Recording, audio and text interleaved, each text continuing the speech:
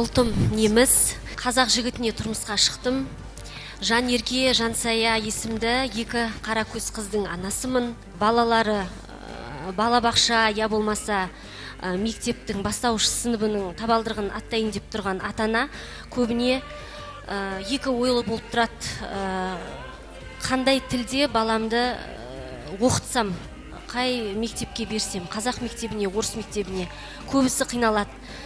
Себебі қазақ мектебіне берейін десе, отбасында қазақша өздері сөйлемегеннен кейін ертең ол баланы мен қалай қолдап отырам үйде деп уайымдайды. Бүгінгі күні осындай мемлекеттік тілге сұраныс күннен күнге күшейіп келе жатқан кезінде балаларымыз қазақ тілінде білім алғаны жөн санаймын.